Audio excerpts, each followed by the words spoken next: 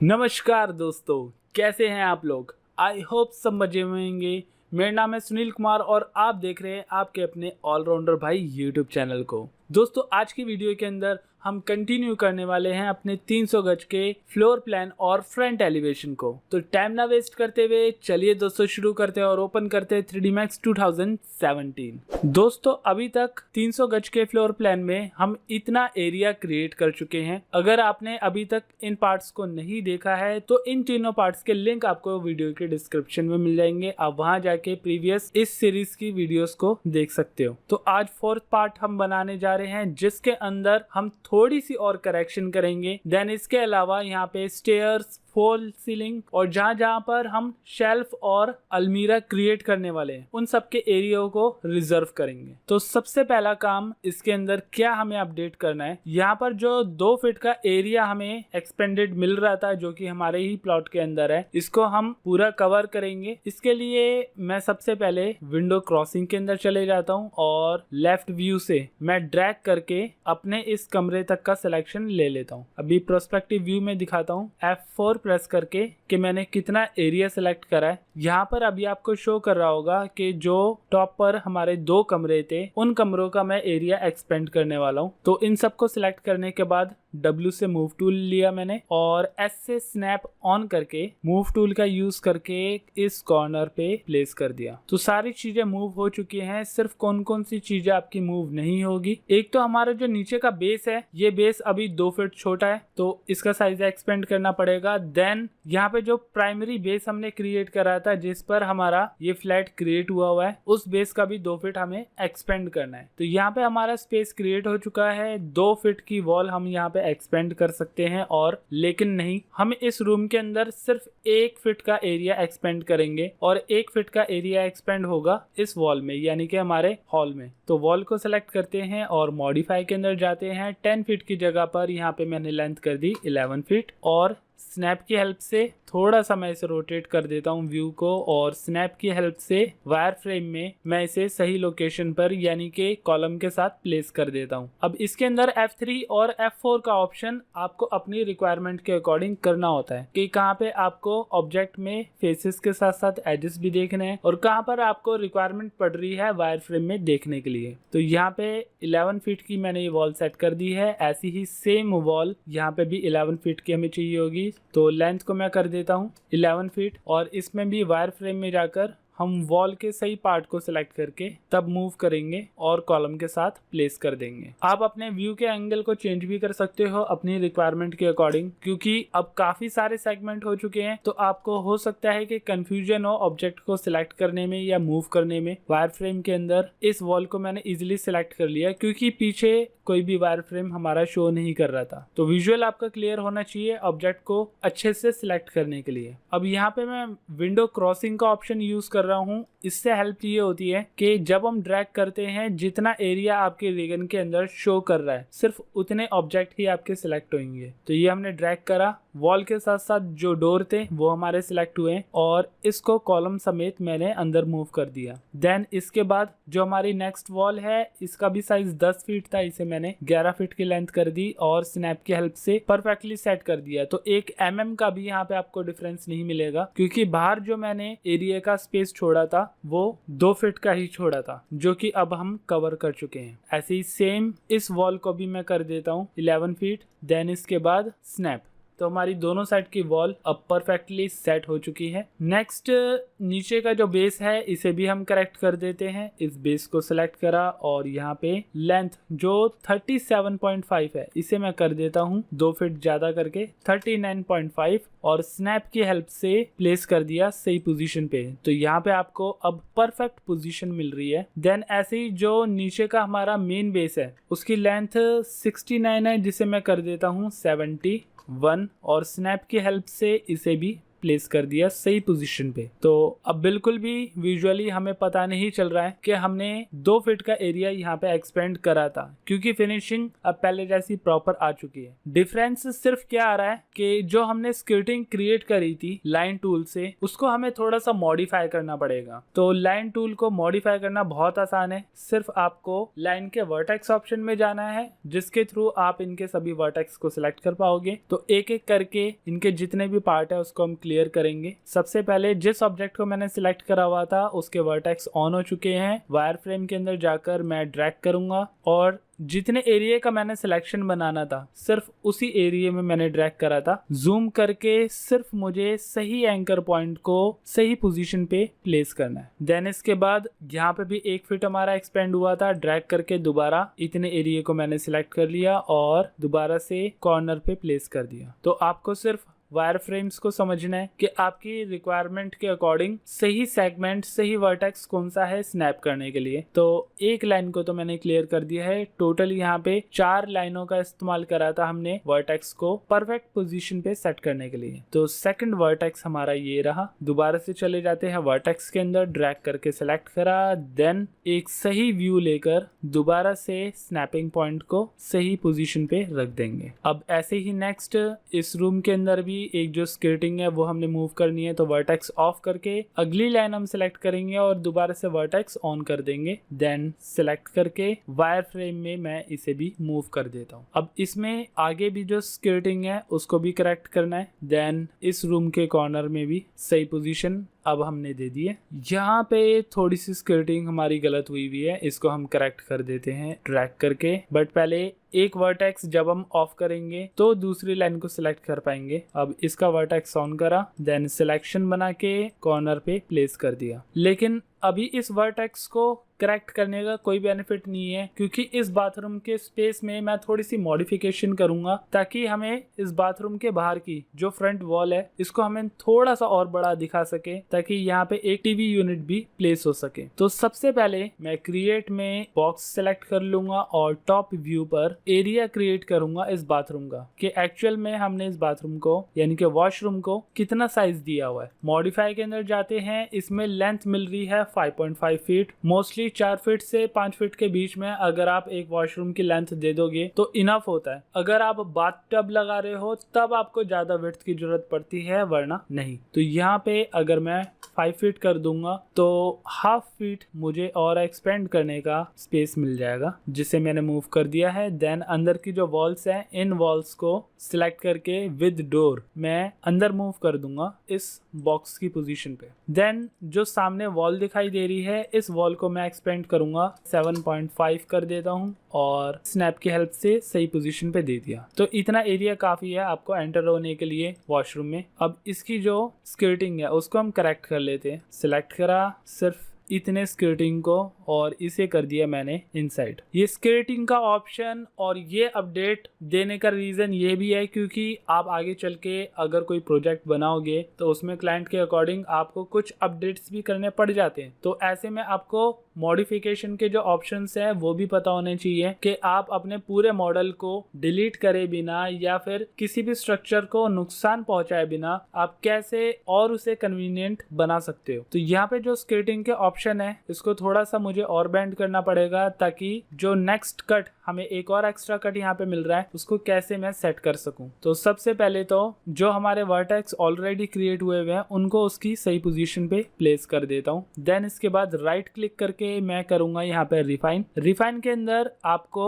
Snap की help से और वर्टेक्स मिल जाएंगे ताकि आप अपने मॉडल को अपनी रिक्वायरमेंट के अकॉर्डिंग प्लेस कर सको। तो मिडल में मैंने एक और वर्टेक्स दे दिया। देन इस पॉइंट को सिलेक्ट करके स्नैप की हेल्प से इस वॉल के कॉर्नर पे प्लेस कर दिया। और सेकंड जो पॉइंट था, इसके बीच में आपको कोई वॉल का कट नहीं मिल रहा है तो स्क्रिप्टिंग में कोई मॉडिफिकेशन करने की जरूरत नहीं है। डायरेक्टली इस कट को मूव करके मैं आगे ले जाऊंगा और हमारी स्क्रिप्टिंग दोबारा से करेक्ट हो चुकी है। तो ये नेक्स्ट एरिया हमारा बन चुका है जिसमें हम अलमीरा, वार्डरोब वगैरह क्रिएट कर पाएंगे। तो जो हमारा करेक्शन का पार्ट था वो हम करेक्ट कर चुके हैं और मुझे नहीं लगता यहाँ पे कोई करेक्शंस करने की जरूरत है। बाकी नेक्स्ट पार्ट में ही पता चलेंगे कि कितनी करेक्शंस और करनी पड़ जाती है। जैसे जैसे हम बनाएंगे हमें करेक्शंस की रिक्वायरमेंट तो पड़ेगी ही अपनी सेटिस्फेक्शन के अकॉर्डिंग। तो अब नेक्स्ट यहाँ पे मैं स्टेयर्स का एरिया क्रिएट करने वाला हूँ, क्योंकि ये जो प्लॉट है ये सिर्फ एक ही फ्लोर का नहीं बनेगा, इसमें मैं सेकंड फ्लोर और फिर रूफ भी क्रिएट करने वाला हूँ। तो अभी प्रोजेक्ट ये काफी बड़ा बचा हुआ है। बॉक्स का इस्तेमाल करते हैं और टॉप व्यू पर मैं इस हॉल के अंदर एक बॉक्स क्रिएट करूंगा, देन हाइट दे दूंगा। यहाँ पे इसकी लेंथ दे देता हूँ 4 फीट, विड्थ मैं दूंगा 10 इंचेस और हाइट में दूंगा 8 इंचेस। तो ये हमारा एक स्टैंडर्ड स्टेयर का स्टेप हो चुका है। अब इसी को आगे हम मॉडिफाई करते करते बाकी के स्टेप्स बनाएंगे और फर्स्ट फ्लोर तक पहुंचेंगे।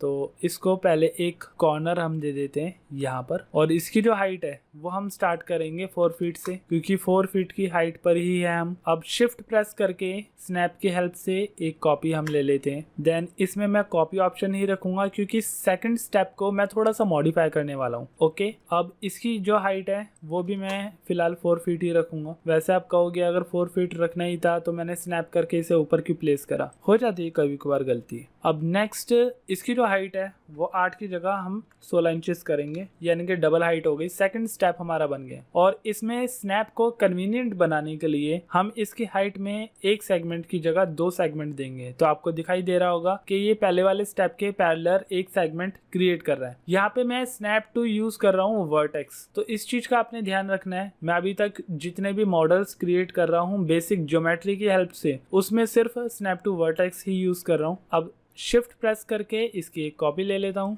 और इसके कम से कम 4 या 5 क्लोन क्रिएट करता हूँ। ये हमारे स्टेप्स क्रिएट हो गए। अब जो हमारा लास्ट स्टेप था इसको मैं एक स्क्वायर शेप के अंदर कन्वर्ट कर देता हूँ, यानी कि 4 फीट बाय 4 फीट। इसमें आप चाहो तो एक सिंगल स्टेप भी क्रिएट कर सकते हो, लेकिन मैंने अभी इसे डबल ही रखा हुआ है और स्नैप की हेल्प से प्लेस कर दिया। अब नेक्स्ट हमें इसे बेंड करना पड़ेगा, यानी कि नेक्स्ट स्टेप जो है वो राइट हैंड साइड से क्रिएट होंगे, लेकिन एरिया काफी बड़ा है तो मुझे 4 बाय 4 के इस स्टेयर के स्टेप को 2 पार्ट के अंदर डिवाइड कर देना चाहिए। यहाँ पे मैं क्या करूंगा, एक और बॉक्स क्रिएट कर लेता हूँ स्नैप की हेल्प से इसी के ऊपर। देन हाइट दे दूंगा, हाइट इसकी रहेगी 8 इंचेस और इसका जो स्टेप था हाइट वाला वो मैं लेस कर देता हूँ। इस स्टेप को मैं राइट क्लिक करके कन्वर्ट टू एडिटेबल पॉली करूंगा। देन इसके बाद एज में चले जाऊंगा और इस कॉर्नर का एज सिलेक्ट करके कंट्रोल बैक स्पेस। तो हमें ये एक ट्रायंगल शेप में कट मिल चुका है जो कि अगले स्टेप का काम करेगा। अब इसके बाद किसी भी एक स्टेप को कॉपी करके मैं कॉपी ऑप्शन ही रखूंगा इसके अंदर, देन ओके, और इसमें लेंथ को विड्थ में कन्वर्ट कर दूंगा, यानी कि लेंथ को मैं कर दूंगा 8 इंचेस और विड्थ को मैं कर दूंगा 4 फीट। यहाँ पे 8 इंचेस नहीं, वैसे 10 इंचेस थे, 10 इंचेस दे दिया साइज हमने और स्नैप की हेल्प से इसे प्लेस कर दिया। तो इसी तरीके से हमारे जो स्टेप्स हैं वो क्रिएट होते जाएंगे। शिफ्ट प्रेस करके अब दोबारा से 5-6 स्टेप्स इसके अंदर और दे देते हैं। और अब मुझे लग रहा है कि दोबारा से रिक्वायरमेंट है इसे एक न्यू स्क्वायर शेप देने की, तो दोबारा से यहाँ पे 4 फीट का स्टेप दे देंगे। स्नैप ऑफ करके मैं इसे मूव कर देता हूँ, देन स्नैप ऑन करके प्लेस। तो ये नेक्स्ट स्टेप भी हमारा बन गया, लेकिन मुझे लग रहा है कि इसमें एक स्टेप हमारा अभी एक्स्ट्रा हो चुका है, तो एक स्टेप मैं यहाँ पे लेस कर देता हूँ, देन स्नैप की हेल्प से बैक कर देता हूँ। 4 इंचेस अगर स्पेस हमारा लेस हो जाए तो उससे इतना फर्क नहीं पड़ेगा, क्योंकि हम एक्स्ट्रा स्पेस दिखा सकते हैं, लेकिन अगर स्टेयर्स के अंदर स्पेस कम हो जाए तो थोड़ा सा ऑड लगता है। तो यहाँ पे हमारा अभी इतना स्पेस क्रिएट हो चुका है।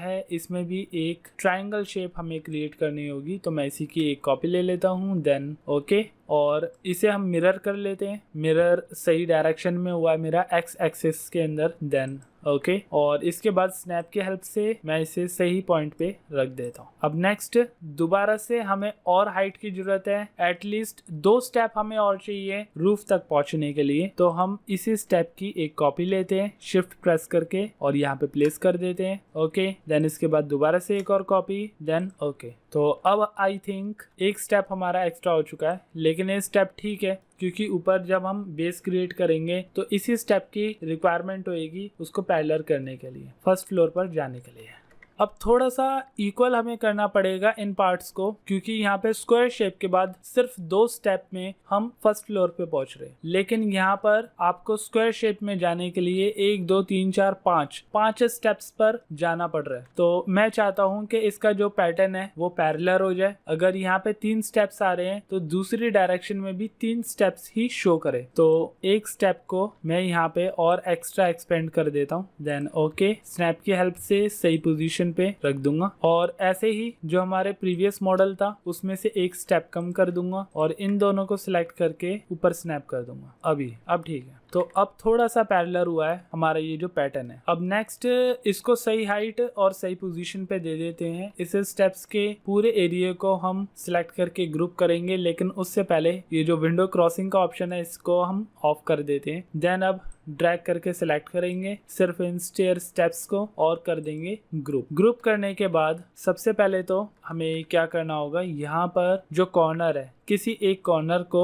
इसकी सही पोजीशन पे रखना होगा। सही पोजीशन पे रखने के बाद अभी जो हमारी स्नैपिंग है उस पॉइंट के अकॉर्डिंग इस स्टेप्स को हवा में लेकर जा रही है। अब सबसे पहले तो कोशिश करेंगे इसमें इस पूरे स्टेयर्स का जो पिवट पॉइंट है वो सही पोजीशन पे लेकर आ जाए, फिर उसी के बाद हम अमाउंट को सही करेक्शन दे पाएंगे। तो यहाँ पे हम चले जाते हैं हायरार्की के अंदर, इसमें आता है अफेक्ट पिवट ओनली, और इसके बाद हम इस गिज्मो को स्टेप्स के बॉटम में एक कॉर्नर पे प्लेस कर देंगे। इसमें मूव, रोटेट, स्केल तीनों वर्क करने चाहिए। जब ये तीनों ऑप्शन शो करे अफेक्ट पिवट को ऑफ कर दो और इसके बाद सीधा सीधा नीचे गिज्मो में अमाउंट डाल दो, 4 फीट के अमाउंट डाल देंगे। तो अब ये सही पोजीशन पे आ चुका है। इस तरीके से आप अपनी स्टेयर्स को सही पोजीशन दे सकते हैं। वैसे ऑलरेडी 3D Max के अंदर स्टेयर्स के ऑप्शन आते हैं, लेकिन उसके अंदर पैरामीटर थोड़ी ज्यादा है, और अगर मैं उसको एक्सप्लेन करने लग जाऊंगा तो हो सकता है कि हमारा जो पूरा ट्यूटोरियल है वो सिर्फ स्टेयर्स पे ही निकल जाए। तो इसलिए अभी थोड़ा सिंपल और बेसिक मेथड हमने यूज करा है इस चीज को क्रिएट करने के लिए। अब इसके ऊपर अगर आप चाहते हो कि टाइल या बेस हम क्रिएट कर दें एक और, जैसे हम स्कर्टिंग क्रिएट करते हैं वैसे एक फ्रेम हमारे इस स्टेयर के स्टेप पे भी क्रिएट होता है। तो हम बॉक्स क्रिएट करते हैं, देन हाइट, बट फिलहाल के लिए वो जो बॉक्स है हमारा नीचे क्रिएट हुआ है, तो हम इसे आउटसाइड ले जाते हैं अपने इस प्लॉट के। इसका साइज हमें कितना देना होगा, फिलहाल के लिए जो स्टेप हमने क्रिएट करा है उस स्टेप के अंदर हम 1 इंचेस और एक्सपेंड कर देते हैं। यानी कि सबसे पहले तो इसकी जो हाइट है वो हम कर देंगे 1 इंचेस। विड्थ इसकी 10 इंचेस होनी थी, तो यहाँ पे विड्थ हम इसकी करेंगे 11 इंचेस, यानी कि 1 इंचेस और एक्सपेंड। ऐसे ही 4 फीट हम इसकी लेंथ दे रहे थे, तो यहाँ पे देंगे 4 फीट और 1 इंचेस। तो प्रॉपरली अब 1 इंचेस का हमने एरिया यहाँ पे एक्सपेंड कर दिया है। सेगमेंट हम हटा देते हैं और यहाँ पे राइट क्लिक करके इसे करेंगे कन्वर्ट टू पॉली। अब पॉली करने का रीजन ये है कि इसके जो एजेस हैं, अभी कॉर्नर है वो शार्प है। मोस्टली जब इस टाइप का मार्बल या स्टोन या फिर टाइल अगर हम अपने स्टेयर पे लगाते हैं तो उसके एजेस स्मूथ होने चाहिए। यहाँ पे हम एजेस को सिलेक्ट करते हैं 1 2 और 3, सिर्फ इन 3 बेसिस को सिलेक्ट करेंगे और राइट क्लिक करके इसे कर देंगे चैम्फर। आपको हर साइड से चैम्फर करने की जरूरत नहीं है, सिर्फ इन्हीं कॉर्नर्स को। तो यहाँ पे मैं दे देता हूँ size 1 inch, then segment create करते हैं। 1 इंच काफी ज्यादा साइज क्रिएट कर रहा है। अगर हम इस सेगमेंट को भी सिलेक्ट कर ले और इस सेगमेंट को भी, तो शायद शेप हमारी कुछ ज्यादा बेटर क्रिएट हो। तो इसे हम 1 सेंटीमीटर साइज दे देते हैं, ये साइज ठीक रहेगा। मैक्सिमम स्मूथनेस है इसके अंदर। देन ओके, इस टाइप की शेप क्रिएट होने के बाद अब हम इस स्टेप को स्नैप की हेल्प से स्टेयर के हर एक स्टेप पर प्लेस कर देंगे। लेफ्ट व्यू से इसकी हाइट ऊपर ले जाते हैं और स्टेयर और इस स्टेप को मैं कर देता हूँ ऑल्ट क्यू से आइसोलेट। आइसोलेट करने के बाद आप इजीली प्लेस कर पाओगे, कोई और इंटरप्शन नहीं रहेगी इस डिजाइन के अंदर। F3 प्रेस करते हैं, देन प्लेस। कुछ इस टाइप से फर्स्ट स्टेप बन रहा है। ऐसे ही सेम जिस साइड हमारी वॉल है सिर्फ उसी साइड से हम इसे स्नैप करते रहेंगे। आप अगर ऐसी कोई स्टेयर बना रहे हो जिसके अंदर मिडल से आपकी स्टेयर जा रही है, यानी कि लेफ्ट और राइट दोनों साइड में स्टेयर आपकी ओपन है, तब आपको ये जो स्कर्टिंग है या ये जो एज बेंडिंग है ये आपको तीनों साइड क्रिएट करनी पड़ेगी। बाकी फिलहाल के लिए तो अभी इसे इसी एरिया में कंटिन्यू रखेंगे।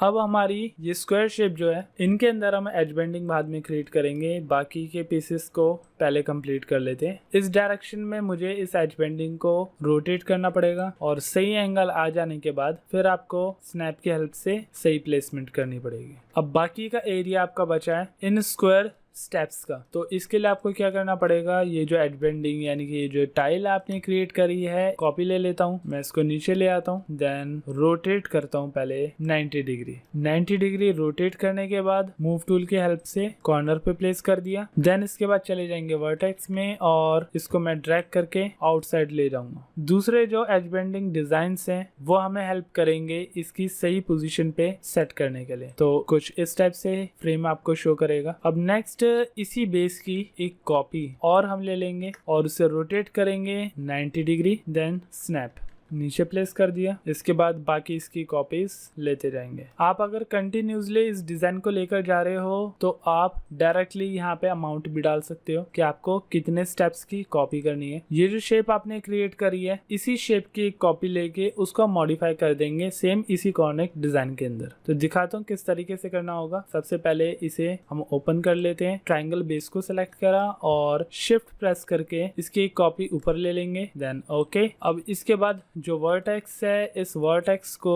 मैं सिलेक्ट करके मूव करूंगा बॉटम में। इसके अंदर हाइट का थोड़ा बहुत डिफरेंस आ सकता है। अगर आप स्नैप का इस्तेमाल करोगे या रेफरेंस के लिए इसकी हाइट की पोजीशन चेंज कर दोगे तो आप मैच कर पाओगे इस टाइल की हाइट को। कुछ इस टाइप से ट्रायंगल शेप हम मिल गई। अब इसके बाद पॉलीगन लेंगे और इस फ्रंट पॉलीगन को सिलेक्ट करेंगे, राइट क्लिक करके एक्सट्रूड। इस एक्सट्रूड के अंदर कुछ आपको वेरिएशंस मिलेगी, बट अगर आपने एक सिंगल पॉली सेलेक्ट करा हुआ है तब इन वेरिएशंस का कोई बेनिफिट नहीं है। तो फर्स्ट इस बेस को सिलेक्ट करा, अभी मैंने एक्सट्रूड नहीं करा है, कंट्रोल प्रेस करके सेकंड बेस को मैंने सिलेक्ट कर दिया, तो शेप हमारी कुछ इस टाइप की जा रही है। अब अगर आप थर्ड बेस को भी सिलेक्ट करोगे तो इसकी डायरेक्शन एक अलग ही यूनिक शेप क्रिएट कर रही है। तो इसमें हम चले जाते हैं लोकल नॉर्मल के अंदर। तीनों डायरेक्शन मैंने ट्रायंगल की सिलेक्ट करी हुई है और लोकल नॉर्मल के अंदर है। इसमें सिर्फ 1 इंचेस मैं एरिया एक्सट्रूड कर रहा हूँ, देन ओके। एक्सट्रूड करने के बाद मैं सिलेक्ट करूंगा, कंट्रोल प्रेस करके एजेस, देन राइट क्लिक करके इसे करूंगा चैम्फर। चैम्फर में सेगमेंट दे देते हैं और इसके बाद अमाउंट को मैनेज करते हैं। इसे भी मैं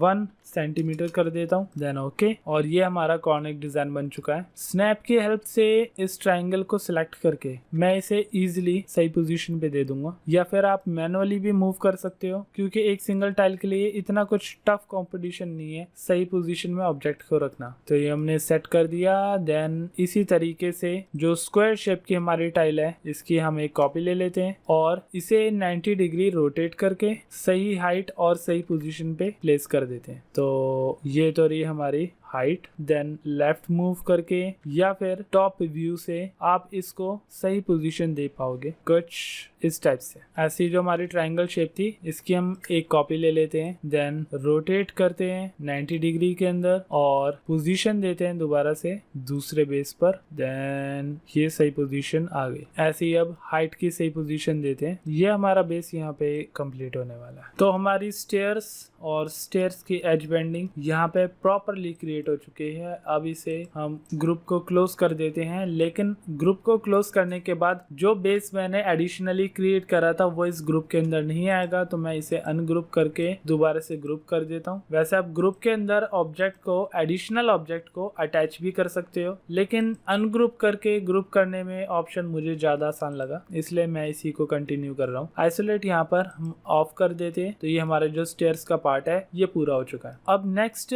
हम एरिया डिसाइड करते हैं कि किन किन एरियाज के अंदर हम शेल्फ क्रिएट करने वाले हैं, कितने क्रिएट करने वाले हैं। देन अलमीरा जहाँ जहाँ पर हम वुड विनियर की क्रिएट करेंगे वो कहाँ पे करेंगे और कितने साइज के अंदर क्रिएट करनी चाहिए। सबसे पहले इस वॉशरूम के बाहर एक एरिया हमने डिसाइड करा हुआ था जिसमें हम अलमीरा देने वाले थे। तो यहाँ पे स्नैप की हेल्प से मैं एक बेस क्रिएट करूंगा। ज्यादा बेटर रहेगा अगर मैं अपोजिट साइड से एक बेस क्रिएट करूं और हाइट दे दूं। ये हमारा बॉक्स क्रिएट हो चुका है। विड्थ हम इसकी कर देते हैं 2 फीट। एक अलमीरा के लिए इसकी जो डेप्थ है 2 फीट काफी होती है। इसे स्नैप से हम पीछे प्लेस कर देंगे। ये एरिया हमारा अलमीरा का क्रिएट हो चुका है। और वॉशरूम के अंदर फर्स्ट सिंक को सेट करने के लिए एक पूरा का पूरा शेल्फ हम यहाँ पे क्रिएट करने वाले हैं। तो स्नैप की हेल्प से वायर फ्रेम में हमने ये बेस क्रिएट करा और हाइट दे दी। अब इसमें हम साइजिंग दे देते हैं। विड्थ हम रखेंगे 2 फीट और हाइट में रखूंगा 4 इंचेस। ये हमारा शेल्फ का एरिया है। वायर फ्रेम में जाकर यानी कि F3 प्रेस करके मूव टूल की हेल्प से मैं इस शेल्फ को वॉल के साथ प्लेस कर देता हूँ। देन इसके बाद इस बेस को मुझे क्रिएट करना है 2.5 फीट की हाइट पे। तो मैं इसकी Z एक्सेस की अमाउंट 4 फीट की जगह पे कर दूंगा 6.5 फीट यानी कि 6.5 फीट। तो ये हमारा फर्स्ट शेल्फ का बेस बन गया है। अब नेक्स्ट, इस रूम के अंदर कोई शेल्फ या फिर कोई अलमीरा क्रिएट नहीं होगी। इस पूरे हॉल के अंदर भी कहीं पर हम अलमीरा नहीं क्रिएट करेंगे। अब हम चले जाते हैं किचन के अंदर। बॉक्स लेते हैं और एक कॉर्नर से स्टार्ट करेंगे इस वॉल तक और हाइट दे देते हैं। ये हमारा शेल्फ का एरिया अभी क्रिएट हो रहा है। मॉडिफाई के अंदर चले जाएंगे और इसमें सबसे पहले लेंथ चेक करते हैं। टोटल आपको 14.5 फीट की इसमें लेंथ मिल रही है, जिसमें से 2.5 फीट मैं लेस कर दूंगा। 12 फीट की लेंथ आपकी बचेगी, जिसे मैं स्नैप की हेल्प से कॉर्नर पे प्लेस कर दूंगा। तो इतना एरिया जो हमारा बचेगा वो सिंगल डोर रेफ्रिजरेटर के लिए बचेगा, जिससे हम इजीली प्लेस कर पाएंगे। 5.5 फीट की उस फ्रिज की हाइट होगी। अब इस बॉक्स की हाइट हम दे देते हैं 4 इंचेस और सेम हाइट जैसे वॉश बेसिन की हमने क्रिएट करी थी, यहाँ पे भी 6.5 फीट हम इसकी हाइट दे देंगे। अब ऐसे ही नेक्स्ट एक और बॉक्स हमें क्रिएट करना होगा, लेकिन बॉक्स क्रिएट करने से पहले हमें यहाँ पे एक अलमीरा और क्रिएट करनी पड़ेगी। लेकिन ये अलमीरा कपड़ों के लिए नहीं बल्कि मसालों के लिए रहेगी, यानी कि एक कैबिन हम क्रिएट करने वाले हैं यहाँ पर। तो ये बॉक्स हमने क्रिएट कर दिया। इसमें जो हमारी कैबिन की लेंथ है वो हम रखेंगे 4 फीट, विड्थ हम रखेंगे 2 फीट और हाइट हम रखेंगे 7 फीट। तो इतनी हाइट में हमारा ये कैबिन रहेगा और स्नैप की हेल्प से इसे मैं कॉर्नर पे प्लेस कर देता हूँ। अभी फिलहाल हम कॉर्नर पर आए नहीं है, दोबारा से ट्राई करते हैं। इसके बेस को मूव करके अब कॉर्नर पे ले जा चुके हैं। अब बाकी का जो एरिया बचेगा उसमें दोबारा से स्नैप की हेल्प से बेस क्रिएट करेंगे, देन हाइट क्रिएट कर देंगे। इसकी हाइट रहेगी 4 इंचेस। देन इसके बाद जो इसका Z एक्सेस है वो 6.5 फीट रहेगा। तो ये शेल्फ, ये कैबिनेट हम क्रिएट कर चुके हैं। अब नेक्स्ट यहाँ पर कुछ स्टोरेज भी हम क्रिएट करने वाले हैं, जैसे कि ज्यादातर मॉड्यूलर किचन्स के अंदर आपको देखने को मिल जाता है। तो इसमें अभी सिर्फ हम एक स्टैंडर्ड साइजेस लेकर चलेंगे। तो सबसे पहले एक बॉक्स हम क्रिएट करेंगे, देन हाइट दे देंगे। अब ये बॉक्स हमारा नीचे के बेस में क्रिएट हुआ है, तो मूव टूल की हेल्प से इसे ऊपर ले आएंगे। अब सबसे पहले इस बॉक्स की लेंथ कितनी होनी चाहिए, यहाँ पे मैं बॉक्स की लेंथ रख लेता हूँ 2.5 फीट और विड्थ में रख लेता हूँ 1 फीट और हाइट हम रख लेते हैं इसकी 3.5 फीट। स्नैप की हेल्प से अभी मैं शेल्फ के ऊपर ही इसको प्लेस करता हूँ। शेल्फ के ऊपर प्लेस करने के बाद इसकी हाइट मैं दे दूंगा 9 फीट। 9 फीट हाइट मैंने इस रूम के हिसाब से दी है, क्योंकि 4 फीट हाइट पे हमारे रूम क्रिएट हुआ है और 4 फीट से 9 फीट में इस कैबिन की जो स्टार्टिंग होगी वो 5 फीट क्रिएट कर रही है। अब सबसे पहले तो शिफ्ट प्रेस करके स्नैप की हेल्प से मैं इसकी कुछ कॉपीज लूंगा। एटलीस्ट 4 कॉपीज हम लेने वाले हैं, टोटल 4, यानी कि एक बॉक्स में हटा देता हूँ। Total 1 2 3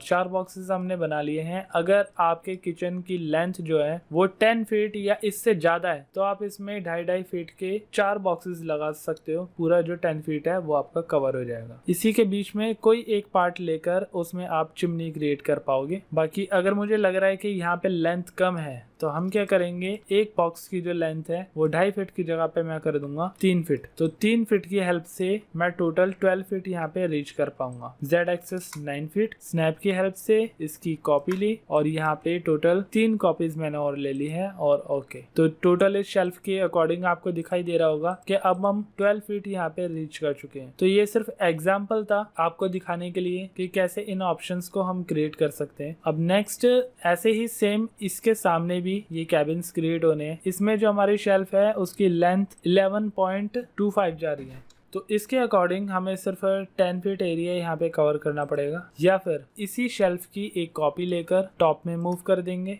then okay. इसकी हाइट सेम सामने वाले कैबिनेट के अकॉर्डिंग मैं रख लेता हूँ 3.5 फीट, और इसके बाद जो इसकी स्टार्टिंग लेंथ है वो मैं कर देता हूँ 9 फीट। कुछ इस टाइप से आपका ये कैबिन शो कर रहा है, लेकिन इसके अंदर मुझे चिमनी का पार्ट भी क्रिएट करना है, और सेम जैसे यहाँ पे 4 पार्ट क्रिएट हुए हुए हैं, इस बेस में मुझे सिर्फ 3 पार्ट दिखाने हैं, लेकिन मैं कहीं पर भी स्पेस नहीं छोड़ना चाहता, तो मैं इस सिंगल बॉक्स को ही लेंथ के अंदर 3 कट दे दूंगा। या फिर अगर चिमनी का स्पेस इसकी विड्थ से कम जाएगा तो मैं यहाँ पे 3 की जगह पर 4 बेसिस का स्पेस भी दे सकता हूँ। अब नेक्स्ट, सबसे पहले इसकी जो लेंथ है अभी 2.75 जा रही है, जिसे मैं कर देता हूँ 1.5 फीट, क्योंकि यहाँ पे हम चिमनी ऐड करेंगे, थोड़ी सी लेंथ मैं इसमें और दे देता हूँ, और दोबारा से जेड एक्सेस में 9 फीट कर देता हूँ। अब 9 फीट अगर हमने इस बॉक्स की क्रिएट करी है तो इस कैबिनेट को भी हमें इतना ही एक्सपेंड कर देना चाहिए। इसकी जो लेंथ है वो मैं कर देता हूँ 8.5। अब जाके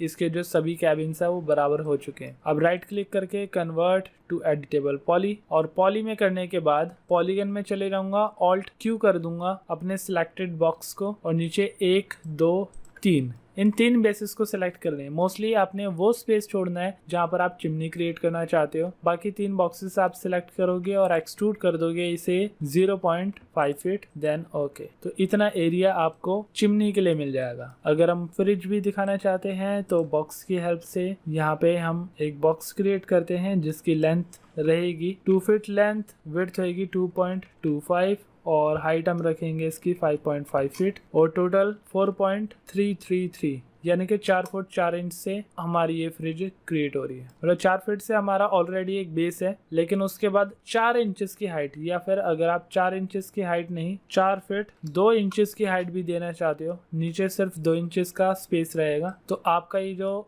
फ्रिज का एरिया है इतना शो करेगा। मोस्टली वैसे अब जो नए मॉड्यूलर फ्रिजेस आ रहे हैं उसके अंदर आपको स्पेसेस देने की जरूरत नहीं होती है, क्योंकि पीछे हीट इतनी जनरेट नहीं होती जितने पुराने फ्रिजेस के अंदर होती थी। बट फिर भी हमने इस एरिया के लिए थोड़ा सा स्पेस लेकर चले, देन इसे स्नैप ऑफ करके मूव कर देते हैं आगे। थोड़ा सा फ्रीजर हमारा ये आगे ही रहेगा दूसरे कैबिन्स के अकॉर्डिंग, ताकि ये कन्वीनियंट लगे। देन अब हम चले जाते हैं हॉल और कॉरिडोर के बीच की वॉल में। यहाँ पर हमने कोई वॉल क्रिएट नहीं करी है, तो सबसे पहले बॉक्स क्रिएट करते हैं और डिसाइड करते हैं कि यहाँ पे वॉल कितनी क्रिएट करनी है। तो टॉप व्यू पे चले गए और ये एरिया है हमारा हॉल का। स्नैप यूज करेंगे और सबसे पहले तो पूरी वॉल हम क्रिएट कर लेते हैं। विड्थ हमने देख ली, मॉडिफाई के अंदर चले गए, हाइट इसकी हम दे देते हैं पूरी की पूरी 10 फीट, और इसका जो जेड एक्सेस है उसे हम कर देते हैं 4 फीट। इस टाइप से पूरी वॉल हमारी कवर हो चुकी है। अब हम देखेंगे कि इसकी विड्थ हमें कितनी क्रिएट करनी चाहिए कि यहाँ पे हमें स्पेस मिले दूसरे कॉरिडोर या फिर हॉल में एंटर होने के लिए। तो टोटल यहाँ पे 11 फीट है। यहाँ पर हम कोई डोर नहीं क्रिएट करने वाले हैं, तो 4 या 5 फीट का ओपन स्पेस होना चाहिए दूसरे एरिया में जाने के लिए। तो 11 में से अगर हम 5 लेस कर देते हैं तो 6 फीट का यहाँ पे स्पेस रहेगा, जिसे हम मूव करके स्नैप कर देते हैं। अब इसके बाद ये वॉल हमने क्रिएट तो कर दी है, लेकिन इसमें नीचे मैं स्टोरेज या फिर फ्रेम्स कुछ दिखाना चाहता हूँ जिसमें डेकोरेशन का पार्ट भी रहेगा। तो ऐसे ऑप्शंस दिखाने के लिए जो वॉल है हमारी उसे हम हाइट में क्रिएट करेंगे, यानी कि नीचे का एरिया हमारा ब्लैंक रहेगा, ऊपर के एरिया के अंदर वॉल रहेगी। तो जेड एक्सेस मैं कर देता हूँ 10 फीट का, और यहाँ पे हाइट मैं कर देता हूँ 4 फीट। तो 4 फीट की हमारी ये वॉल है जो कि स्टेयर्स का जो एक्स्ट्रा एरिया है उसको कवर कर रही है, जिससे कि हमारे एंट्रेंस में स्टेयर्स का जो कवर एरिया है वो नहीं दिखाई देगा। और यहाँ पर हम फ्रेम्स के जरिए इन दोनों पार्ट्स को डिवाइड कर पाएंगे, यानी कि हॉल और कॉरिडोर को। अभी हमारी जो वॉल है वो हवा में शो कर रही है, वैसे हम क्रिएट नहीं कर सकते हैं इस टाइप से हवा में। तो वुड फ्रेम्स के जरिए यहाँ पे एक सपोर्ट, एक ब्रिज या फिर एक बीम हम क्रिएट करेंगे, जिससे कि ये जो स्ट्रक्चर है वो और मजबूत हो जाए। अब अगर डोर्स की बात करें तो एंट्रेंस में हमारे 2 डोर होने थे। इन दोनों डोर्स को सिलेक्ट करके